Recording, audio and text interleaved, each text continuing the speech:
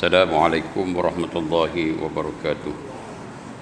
A'udzu billahi minasyaitonir rajim. Bismillahirrahmanirrahim.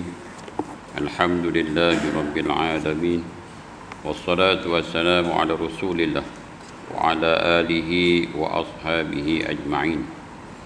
Qala Nabi sallallahu alaihi wasallam, fa inna asdaqal hadis kitabullah wa khairul hadi hadi Muhammad sallallahu alaihi wasallam wa syarrul umuri muhdatsatuha wa kullu muhdatsatin bid'ah wa kullu bid'atin dhalalah wa kullu dhalalatin finnar. Allahumma iftah alaina futuhal arifin warzuqna fahman nabiyyin wa ilhamal malaikatil muqarrabin wa salli wa sallim ala sayyidina Muhammadin wa ala alihi wasallam. Kita sampai muka surat Al Ruminya tu 224, kata 224 lah. Tatkala Sayyidina Abu Bakar melihat mihrab imam yang kosong serta Nabi sallallahu alaihi wasallam tidak hadir, maka tidak tertahan dirinya lalu menjerit dan jatuh tersungkur akibat pengsan. Maka ketika itu ributlah, ni bahasa Indonesia lah, bukan ribut angin tu dah, kelang kabutlah. Kita kata maka kelang kabutlah kaum muslimin yang ada, sehingga Rasulullah SAW yang mendengar keributan mereka itu pun bertanyalah. Ini masih lagi kita menceritakan tentang kewafatan Rasulullah SAW, kan? Baik. Kemudian Rasulullah tanya, ya Fatimah, mahadza siyahu wadajih. Itu dipanjangkan kita dia. Ya Fatimah, ada apakah jeritan itu? Nabi tanya kan. Tu duduk dengar kelang kabut. Duk apa tu dalam keadaan duk kriau lah orang katakan. Dan ada apakah di sana tu yang duk kelang kabut tu pasal apa? Kan. Kemudian Siti Fatimah pun menjawab, kan, keributan di sana itu, kelang kabut di sana tu jadi, kan, adalah di antara kaum muslimin sendiri, kerana engkau tidak ada, absent dia kata tu. Jadi yang menjadi duk dengar suara, duk dengar jeritan ataupun cakap-cakap di Masjid Nabawi itu, jadi keadaan itu didengari oleh Rasulullah sallallahu alaihi wasallam, sehingga Rasulullah tanya, ya Fatimah, apa hal tu, apa yang berlaku tu? Kata Siti Fatimah, kata benda tu berlaku tu kerana engkau ya Rasulullah tak ada di sana. Jadi bila tak ada di sana tu, maknanya sebab diceritakan, dimaklumkan Rasulullah sakit. Kalau setakat sakit sikit-sikit ni, orang yang kuat imannya, orang yang sentiasa mendekatkan hatinya dengan masjid ni, dia kalau setakat orang kata sikit-sikit lah sakit ni, dia mari. Kita ni kan, sihat kan? Orang sihat pening kepala sikit ni, tu yang duk lama atas motor ni, sakit tu pening kepala. Tapi sebab jiwa dia tu ke masjid, hati dia tu teringin ke jemaah masjid ni, dia mai juga. Kadang-kadang bini mai hantar duduk dalam kereta tu, yang suami ni dengan bertongkat ni gagah juga pergi masjid tu, semata-mata nak jemaah di masjid. Dan adalah benda-benda yang katanya mungkin sesuatu terikat ataupun terpaut hatinya dengan masjid itu. Kalau setakat nak semayang jemaah di rumah pun boleh, isteri pun ada, anak pun ada, cucu pun ada, kan? Tapi dah nak kata dengar suara imam semayang zuhur, semayang asar, nak kata ramai, lebih kurang je. Nak kata ada kenuri, tak ada. Tapi pasal apa si Polan ni suruh isteri ni hantar dia ke masjid pada semayang zuhur asar ni, untuk dia jemaah di masjid. Sudah tentulah ada sesuatu yang disebut oleh Nabi dalam sebuah hadis yang disebut oleh Nabi SAW ini, 7 golongan yang akan dinaungi di akhirat besok ni. Di antaranya seseorang ini yang hatinya terpaut dengan masjid. Bukan boleh kita buat-buat benda ni. Bukan boleh kita buat-buat yang kita ni suka kat masjid. Bukan kita boleh pergi habang kat orang, saya ni kaki masjid. Tak boleh. Dia terjadinya dengan sebab-sebab yang tertentu. Kalau kita dah macam tu, bayangkanlah Rasulullah sallallahu alaihi wasallam. Kalau setakat sakit sikit-sikit ni kita pun boleh main masjid, apalagi Rasulullah. Bukan kata sakit sikit, banyak pun boleh. Tetapi ini sakit ini sakit yang teramat sangat, sehingga kan tak boleh nak menghadiri jemaah. Bila awal waktu dah masuk, tiba-tiba Rasulullah Sayyidina Abu Bakar, di antaranya sahabat Nabi yang paling setia, yang paling rapat, melihat mihrab itu tidak ada penghuninya, iaitu Rasulullah SAW. Jadi sebab di hati Sayyidina Abu Bakar itu mengenangkan Rasulullah tak boleh main. Mungkinlah keadaan macam mana kita wallahu alam tak tahu, tapi menghayati itu kan, seseorang yang tidak boleh hadir ke masjid, sedangkan orang itu yang dikasihi, yang disayangi. Dan tentulah berlakulah sesuatu yang mungkin di luar jangkaan.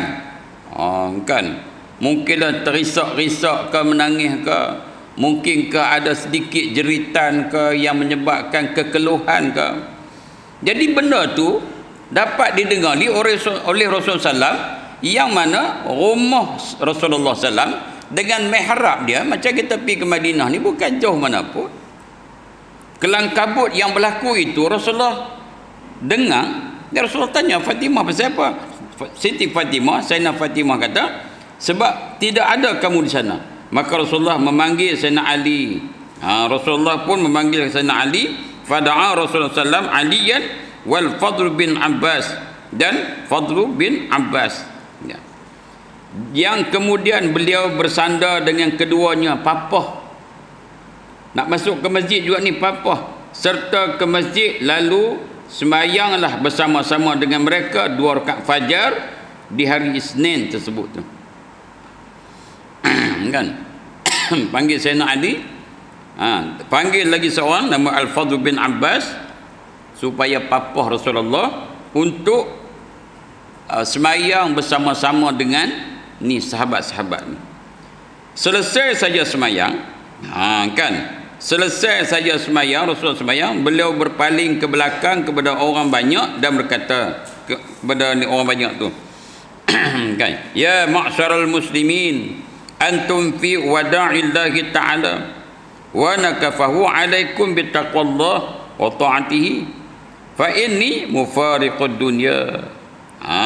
Kan, wa hadza awwalu yaumi minal akhirati wa akhiri yaumi minad dunya faqama wa zahaba ila baiti. Kan, apa dia kata? Ya ma'syaral muslimin, wahai orang muslimin, sahabat-sahabat sekalian, semua kamu dalam pemeliharaan dan pertolongan Allah Ta'ala. Doa Nabi SAW. Kan, doa Nabi, kan. Oleh sebab itu takwalah kepada Allah serta taatilah. Sesungguhnya saya akan meninggalkan dunia ini, dan hari ini hari pertamaku di akhirat dan hari terakhirku di dunia. Faqama wa zahaba ila baiti. Maka dia pun berdiri, dia pun balik ke rumah. Kita pernah dengar kan, ada wali-wali Allah. Kita pernah dengar lah. Tak pernah jumpa pun pernah dengar.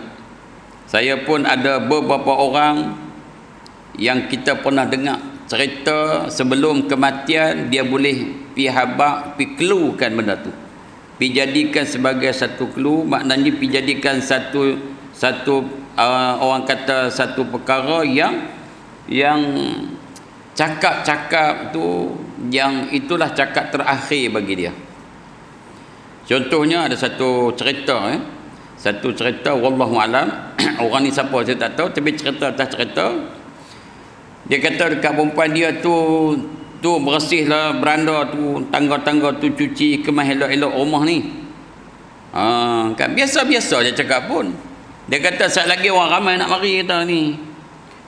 Kemas-kemas rumah tu ada. Habis kemas tu dia kata tak apa. Saat lagi kalau orang ramai mari, dia kata suruh naiklah atas rumah. Nak tidur saya kata. Nak pergi rehat. Dia pun naik tidur atas katil. Lepas tu nak panggil kejut apa ke semua ni, tengok-tengok tak ada. Meninggal dunia. Jadi isteri dia pun perasan, oh inilah rupanya kan. Lepas tu orang ramai pun mari, ceritalah isteri dia suruh kemas rumah lah apa semua itu. Jadi ada lagi cerita-cerita yang macam tu. Tapi saya sendiri mengalami satu peristiwa lah, ini saya sendiri dengan almarhum Tuan Guru Patih. Kan dia mengajak di rumah saya sebulan 2 bulan sekali. 2 bulan sekali. Dia wafat hari Rabu. Hari Rabu dia wafat. Hari Ahad dia mengajak rumah saya. Hari Ahad dia mengajak rumah saya. Sepatutnya dia mengajak pukul 10. Pukul 10 dia akan sampai rumah saya, sampailah pukul 12, lepas tu makan-makan nasi, lepas tu dia baliklah. Tapi hari itu dia hadir pukul 12. Dia hadir pukul 12. Patut pukul 12 tu habis dah. Saya pesan kat kawan-kawan, saya kata tunggulah Ustaz. Saya kata tunggulah Ustaz. Nak telefon, dia tak ada telefon. Dia jenis tak ada telefon punya. Saya kata tunggu Ustaz. Kawan sahabat ni pun pakat-pakat tunggulah. Kan, tunggu biasa tunggu. Sembang, makan, tunggu apa semua ni pukul 12 mari. Tak apa. Yang saya nak cerita tu apa? Jadi saya tak tanyalah sebab apa lambat apa semua ni, kita tak layak nak tanya adab kan. Pasal apa lambat tak elok kan. Dia mari tu pun 1000 rahmat tuan-tuan. Guru ni bila mai rumah kita ni 1000 rahmat. Tuan-tuan panggil lah tok guru pergi rumah jamu ayak lah, bagi rahmat sikit doa ni. Kan bagi berkat rumah kita tu. Panggil tok imam ke apa semua ni. Baik. Jadi mengajak habis pukul 1. Saya pun makan sejam, mengajak makan. Isteri saya tu pergi tanya, isteri dia mati mai sekali. Mati, dia kata, isteri saya tanya, lambat mari ni jam ke? Dia kata dak, dia kata. Pak Tih cari kitab tak jumpa. Tuan-tuan, cari kitab tak jumpa. Kita pun tak ada cerita cari kitab tak jumpa ni, saya pun biasa. Cari kitab tak jumpa ni biasa. Kadang-kadang ada ketikanya cari kitab tak jumpa, duduk tak mana, tak tahu. Saya pergi mentelaah di pejabat, saya pergi mentelaah di rumah, saya pergi mentelaah di pondok, bawa di dewan, merata api kitab saya tu. Jadi bila kita tak ada masalah. Bila hari Rabu tu baru perasan. Saya kata kalau kitab tak ada di rumah dia, cari tak ada. Dia ni tok guru kan. Dia salah satu cara mengajar lagi. Saya boleh baca dekat dia boleh syarah. Muqri nama dia, Muqri. Macam saya dengan Allah hantar guru Jumat Saban. Saya baca kitab, dia syarah, baca kitab, dia syarah. Gitu maksud dia. Jadi itulah nampaknya kan, cari kitab tak jumpa. Tu petanda-petanda. Jadi kita tak perasan. Di antara Nabi ni dia buat sahabat perasan, tapi bukan semua perasan. Di antara sahabat yang perasannya, yang paling perasan Sayyidina Abu Bakar As-Siddiq. Jadi dia kata apa? Dia kata sini, fa inni mufariqud dunya wa hadza awwalu yaumi minal akhirati wa akhiri yaumi minad dunya. Itu kata dia. Inilah hari pertama aku di akhirat dan ini akhir terakhir di dunia ni. Kan. Kemudian tatkala Allah Taala memberi perintah kepada Rasulullah pun balik ke rumah dia.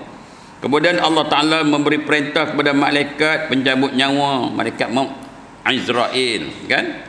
Turunlah engkau menemui kekasihku dengan sebaik-baik rupa, serta lakukanlah dengan halus di dalam mencabut rohnya.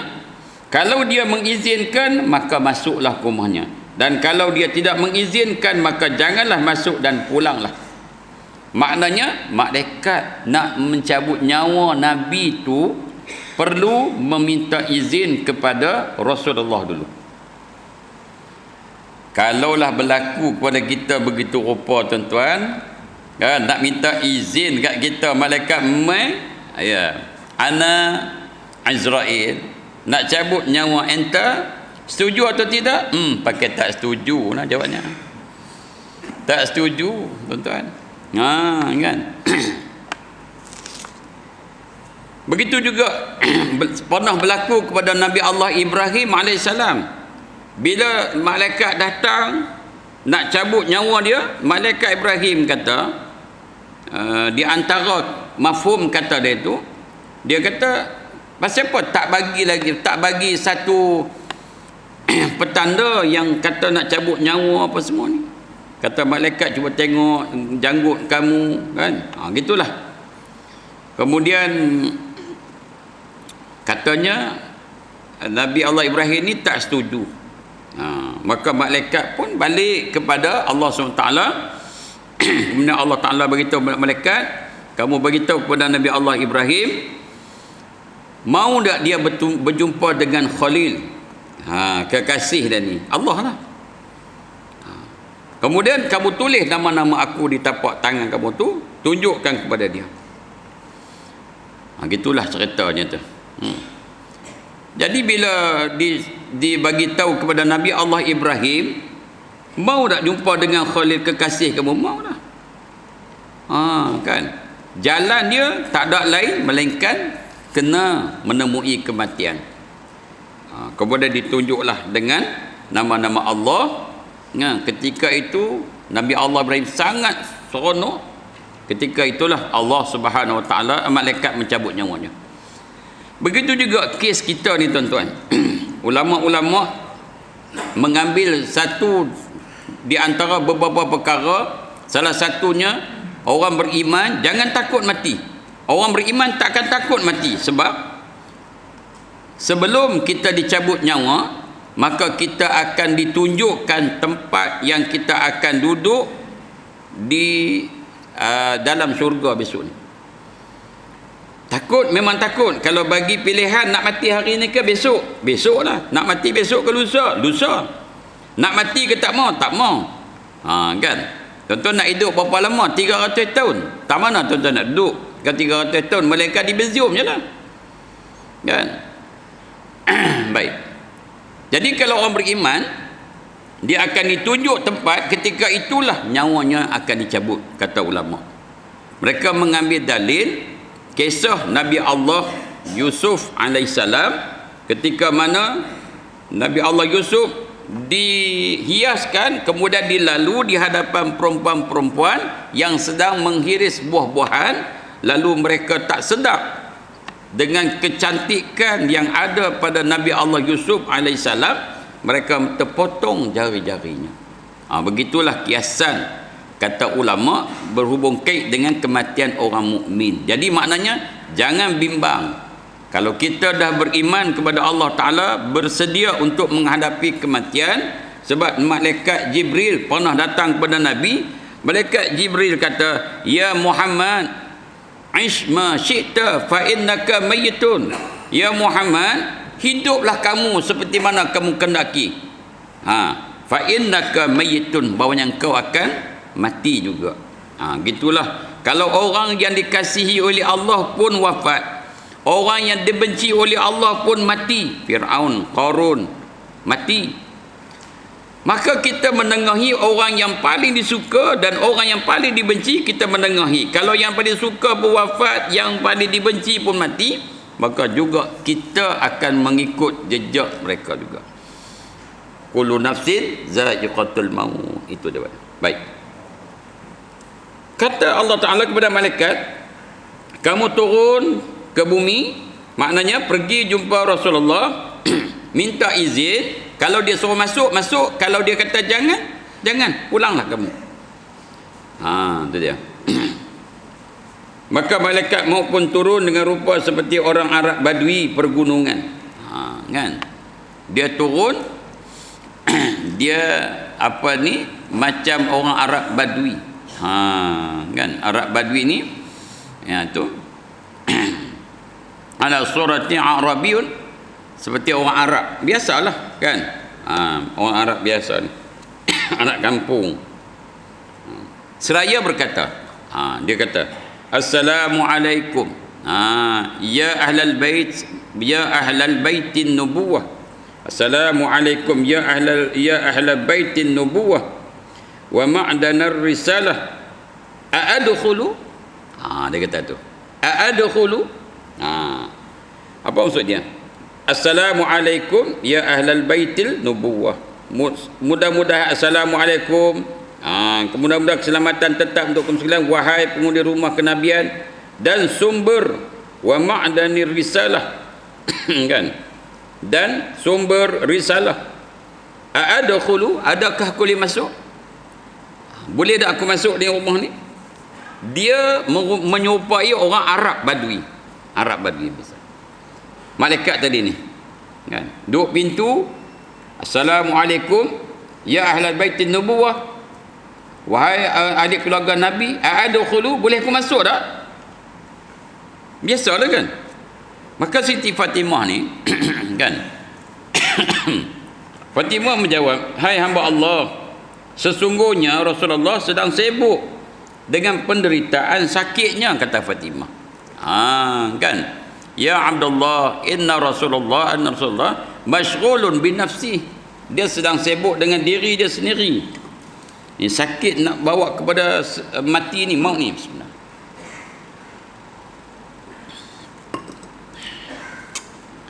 Siti berkata, wahai hamba Allah, Rasulullah sedang sibuk dengan diri dia sendiri. Maknanya sibuk dalam keadaan yang sakit sangat. Tuan, bayangkan Rasulullah sakit ni, sakit yang diderita Rasulullah SAW, seketul maut ni sakit, sehingga kan tadi kita dengar sepaksa Rasulullah dipapah untuk ke masjid sebab ada kebisingan apa semua ni. Rasulullah dipapah. Kemudian datang pula malaikat kepada Nabi.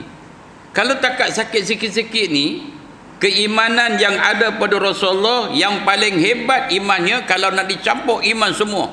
Rasulullah pernah bersabda, katanya kan, kalau ditimbang iman Abu Bakar As-Siddiq dengan iman pada umatku, la rajaha, berat iman Abu Bakar. Makna hebat iman Bakar. Kalau iman Abu Bakar hebat, iman Rasulullah lagi hebat. Kalau kehebatan seseorang itu, iman seseorang itu, hebatnya iman seseorang itu, kalau setakat sikit-sikit dugaan yang diterimanya tidak menjadi halangan untuk dia bangkit, buat ibadat lah apa semua, tak ada masalah. Ini sakit yang teramat sangat, sakit sakaratul maut. Dan malaikat pun memanggil berseru untuk kali keduanya pula. Summa nada saniyah faqala assalamualaikum ya Rasulullah wa ya ahlal baitin nubuwah a'adkhulu. Dia kata macam tu lagi. Kali kedua malaikat maut kata, assalamualaikum wahai rumah ahli rumah Nabi. Assalamualaikum wahai ahli rumah Nabi, a'adkhulu, boleh aku masuk tak? Kali kedua dia cerita macam tu. Kan? Benar. Baik. Fasami'a alaihi salatu wassalam sautahu. Rasulullah dengar suara. Kali kedua terus Rasulullah dengar suara. Assalamualaikum ya ahlal baitil nubuwah. Rasulullah dengar. Faqala ya Fatimah, man 'alal bab? Dia tanya, ya Fatimah, man 'alal bab? Rasulullah dengar tu, Rasulullah kata, siapakah di pintu tu ya Fatimah? Kan, siapakah di pintu tu? Faqala rajulun a'rabiyun. Fatimah kata, yang ada di pintu tu wahai ayahanda adalah seorang Arab Badui. Kan, yang berseru-seru. Kan, fanada, dia seru-seru. Faqultu anna Rasulullah SAW masyghulu bi nafsihi. Summa nada salisah. Bila Siti Fatimah kata, wahai ayahanda, yang panggil tu adalah orang Arab Badui. Dia duk seru wassalam. Saya dah khabar dah. Ayahanda ni sedang masyghul bi nafsihi, sibuk dengan di sini dia. Sedang sakit, tak layak nak menerima tetamu. Saya dah khabar dah. Dia bagi salam kali kedua, Rasulullah dengar. Bila Rasulullah dengar, Rasul tanya, man alal bab, siapa di pintu tu ya Fatimah? Fatimah kata, A'rabi, seorang Arab. Kan, seorang Arab, nada dia duk seru. Duk seru, duk panggil juga ni. Kan? Seorang Arab Badui yang berseru, kemudian aku terang bahawa Rasulullah sedang bersakit. Kemudian sambung lagi, summa nada sadisah, dah habaq dah kali kedua, kali ketiga dia panggil lagi. Kan, kali ketiga dia panggil lagi macam tu. Untuk ketiga seperti itu, lalu dia memandang dengan pandangan yang tajam kepada Siti Fatimah ni tadi. Laki-laki Arab Badui ni dia kata, Assalamualaikum ya ahlal baitin nubuwah, kan? Kan? Bila dia sebut kali tiga, dia memandang dengan pandangan yang tajam padaku, pada Siti Fatimah. Hingga Siti Fatimah ni gemetar badan dia, takut hatinya, serta bergetar sendi-sendi tulangnya dengan tenungan daripada malaikat tadi. Seakan-akannya copot satu sama lainnya dah menjadi pucat warna pun. Jadi itu disebut oleh musannif tadi ni. Begitu hebat pandangannya, jadi macam si Fatimah ni jadi takut, jadi serba salah, jadi tak ketahuan. Jadi bukan macam orang biasa ni. Kalau orang biasa ni, kalau Siti Fatimah kata macam tu, mereka dah balik dah. Mereka dah keluar dah. Tapi ini kelainan. Ini kelainan. Sebenarnya Siti Fatimah ni pun dah tahu dah. Tahun yang akan wafat ayahanda ni dia tahu dah. Sebab datang satu perkhabaran, Rasulullah panggil Siti Fatimah sebelum sakitnya ni. Rasulullah panggil Fatimah, Siti Fatimah ni, Rasulullah bisik kepada dia. Bila Rasulullah bisik, dia teriak. Kemudian Rasulullah panggil sekali lagi, Rasulullah bisik, dia senyum. Jadi peristiwa itu dilihat oleh Sayyidatina Aisyah radhiyallahu anha. Sayyidatina Aisyah kata, ya Fatimah, aku tengok kamu dengan ayah kamu tadi, bisik yang pertama kamu teriak, bisik yang kedua kamu seronok pula. Apa hal ni? Si Fatimah kata, tak apalah, nanti aku khabar kepada kamu. Dia khabar setelah kewafatan Rasulullah SAW.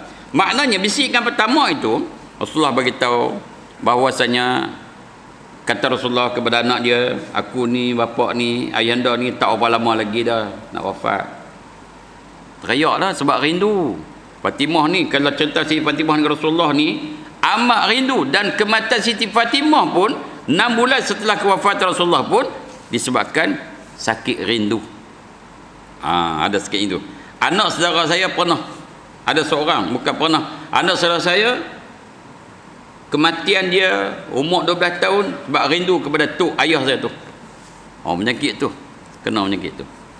Rindu nak duduk dengan tok, mak tak bagi, bapak tak bagi.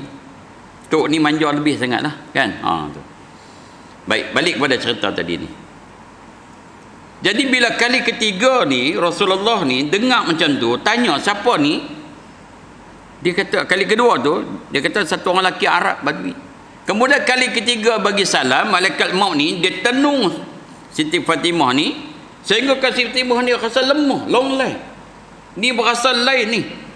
Bila dengar macam tu, Rasulullah bersabda kepada Siti Fatimah tadi ni. Kata dia apa? Kan, ya Fatimah, kata tak, tahukah engkau, kan dia tanya tu. Kan, atadrina man huwa ya Fatimah, atadrina man huwa ya Fatimah, kamu tahu tak siapa lelaki, siapa dia tu? Atadrina man huwa ya Fatimah. Qalat, kata Fatimah, Sayyidah Fatimah kata, la, tak tahu siapa dia. Dia kata. Jawab Rasulullah SAW, huwa hazimul lazzat, kan, wa qati'us syahwat, wa mufarriqul jama'at, wa mahrabul dur, wa ma'marul qubur. Dia adalah malakal maut. Kan? Dialah yang mencabut semua kenikmatan, huwa hazimul lazzat. Yang memutus segala nafsu syahwat, qati'us syahwat. Yang memisahkan pertemuan-pertemuan, yang memusnahkan semua rumah serta meramaikan semua kuburan. Kan itu katanya. Rasulullah dia kenal lah, kan? Rasulullah dengan malaikat ni, dan malaikat ni pula dengan Rasulullah ni maknanya lebih tinggi pangkat Rasulullah daripada malaikat. Jadi malaikat nak masuk rumah Rasulullah, Allah mengajar bagi salam, bila dia izin masuk. Gitulah adab kita dengan orang yang atas pada kita ni. Pergi rumah orang, adab kita. Ni saya dah tengok pergi rumah saya dah, dia pun bagi salam berpeluru macam machine gun. Assalamualaikum. Waalaikum. Waalaikum. Waalaikum. Waalaikum. Waalaikum. Waalaikum. Daripada nak jawab, naik pening kepala kita. Kan? Penuh kita. Tak ada nak bangkit, kena tidur ni, nak bagi salam ni, kan? Bagi salam elok, duduk di tempat yang elok. Bagi salam tu suara yang boleh sampai. Assalamualaikum. Atau panjang lagi. Nak bagi dia Assalamualaikum warahmatullahi Ustaz. Duk Ustaz, kan? Kok dia dapur ke? Duk Ustaz. Assalamualaikum sampai 3 kali sudah lah. Tak jawab juga balik lah. Ni dia main macam peluru machine gun. Assalamualaikum. Waalaikum. Waalaikum. Waalaikum. Waalaikum. Assalamualaikum. Ketuklah pintu lah. Tu lah, tak main masjid pasal tu lah. Tu yang geram kadang tu kan. Adab kita tu. Yalah kat kita, kalau kat orang macam tu juga, kan. Ni pijit loceng pun dah tak? Ting tong, ting tong, ting tong, ting tong, kan? Dah tunggu Ustaz, sekali pecik tu, tunggu Ustaz orang nak mari tu. Duduk di dapur, duduk tengah tumbuk sambai ke apa semua ke, tak dan tu ting tong. Elok kawan tu pun rasa nak buka, biar pergi ke dah. Biar pergi ke dah. Kan? Tutup switch. Tak bunyi langsung. Adab, kan? Adab. Baik. Maka menangislah Siti Fatimah radhiyallahu anha dengan tangisan yang amat keras sekali. Ni anak ni Fatimah ni, sejarah ni Siti Fatimah dengan Rasulullah ni memang hebat tuan-tuan. Anak kesayangan sangat, kan? Sambil berkata, aduhai celakalah kelak disebabkan kematian Nabi yang terakhir, ya, serta merupakan bencana musibah terbesar akibat wafatnya untuk orang-orang yang paling takwa. Terputuslah daripada pimpinan orang yang suci serta penyesalan untuk kami sekalian, kerana terputusnya wahyu dari langit. Maka bila tak ada Rasulullah, habis, tak ada dah wahyu-wahyu yang akan diturunkan. Maka sungguh saya telah terhalang dari mendengar perkataan engkau, dan tidak lagi dapat mendengar salam engkau setelah hari ini. Itulah kata Siti Fatimah. Apa orang kata, macam satu ungkapan, ucapan yang keluar daripada benak hati seorang anak yang tak tahu nak kata apa dah. Nak cerita betapa kasih sayangnya kat Rasulullah ni, bukan sekat Siti Fatimah, sahabat-sahabat pun gitu juga, kan? Tapi luahan yang dikeluarkan oleh Fatimah ni memang gitulah, kan, terhadap orang yang paling sayang. Bukan setakat ayah dia saja, tapi dia melebihi, menjangkau lebih, bukan sebagai ayah tapi sebagai Rasulullah. Rasulullah ni tak ada ni, Allahu Akbar. Kita ni bukan kata Rasulullah tak ada, buat kenuri, panggil Tok Imam Jenayan kata, saya hari tu tak ada ni di Kuala Lumpur ni. Pergi Cik Wan pula, Cik Wan kata, Allah maaf lah, hari tu saya jumpa doktor. Pi meja pula kata saya tak boleh hari tu pasal tunang anak saya nu nak pi tu kan. Bapak nu. Kita ni duk harap Pak Imam. Seorang lagi dah ustaz ni. Pi jumpa ustaz tu kata tak boleh, saya pula kena ada online pula. Dia kan. Pi kat bini dia, kita tangguhlah kenuri. Tu baru tu imam tak ada. Ni nak baca doa ni. Kita ni apa nak jadi tu ni? Pasal apa? Pak imam tak ada. Semua imam tu nak baca doa. Maknanya orang lain boleh lagi. Jadi tu imam diutamakan. Tu imam kita. Ini kan Nabi pula nah, Rasulullah SAW. Macam bayangkanlah kan. Bayangkan. Tapi bagi orang yang tak ada perasaan, dia tak ada apa, biar tak apalah, mati buat macam mana, semua nak mati ya. Kan? Semua nak mati buat macam mana. Macam Covid ni kan duk kata, apalah mati buat macam mana. Tak Covid pun mati juga. Tu yang tak mau pakai mask tu. Mask tak mau pakai. Tak mau ikutlah juga. Yang takat mana kita boleh ikut-ikutlah kan. InsyaAllah, mudah-mudahan. Kan kita tengok perbincangan Senat Islam kemarin tu pun. Saya tak boleh nak kata apalah. Orang layak mereka kan, saya tak ada apa. Saya ikut saya lah. Saya rasa saya nak pakai, saya pakai lah. Di mana pun. Hari tu turun di market. Mari pasal malam. Turun market. Tengok pakai mask belakang. Saya tak pakai. Rabai, mana dia pergi? Sok pakai tak ada mask ni. Turun lah. Pergi jumpa lan kuih tiaw. Anak-anak buah dah. Apa dah dia ni? Mask. Ada Ustaz ni tu. Segan lah kita kan. Semua pakai, kita tak pakai. Gitu kan. Special lah. Allah mati kat Ustaz, pakai pun. Tu tak ada kata apa. Baik. Boleh. Sikit. Baik. Ini cerita dia. Rasulullah kata, la tabki fa innaka awwalu ahli luhuqan bi. La tabki fa innaka awwalu ahli luhuqan li. Apa maksudnya? Jangan kamu teriak, wahai anakku Fatimah, kerana bahawanya engkau lah awal-awal orang yang akan berjumpa dengan aku besok di akhirat. Bukan berpisah ini maknanya tak akan berjumpa lagi. Berpisah ini akan jumpa.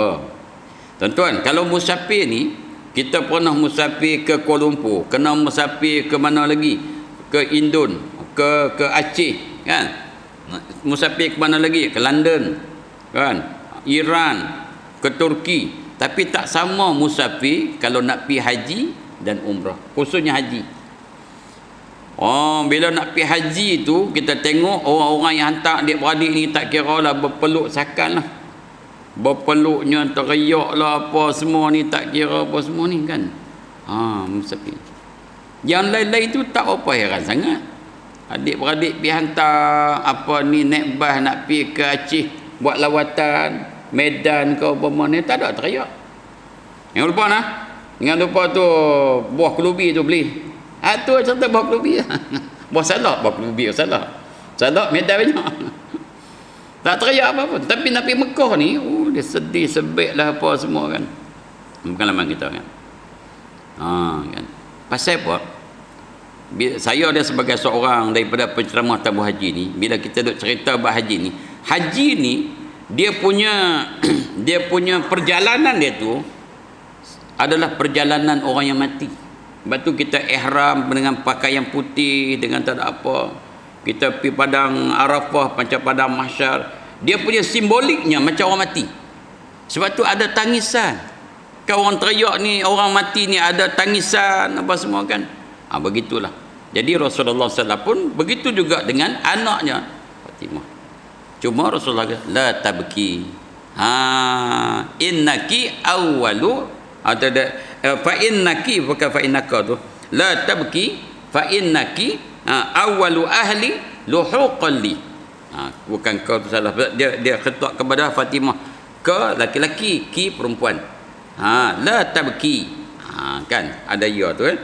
La tabki fa innaka, maksudnya engkau awwalu ahli luhuqan li. Jangan kamu takut, jangan kamu teriak, wahai anakku Fatimah, sesungguhnya engkau lah di antara keluargaku yang pertama jumpa dengan aku besok di akhirat. Maka sabda Nabi SAW, masuklah wahai malaikat maut. Dia bulan depan nak cerita ni kan. Masuk waktu, masuk malaikat maut.